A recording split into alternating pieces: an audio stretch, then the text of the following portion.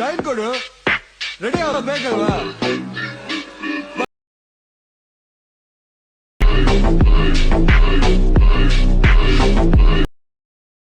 ನಮಸ್ಕಾರ ಕನ್ನಡಿಗರೇ, ನಾನು ನಿಮ್ಮೆಲ್ಲರ ಯಶು ಕ್ರಿಯೇಷನ್ 17.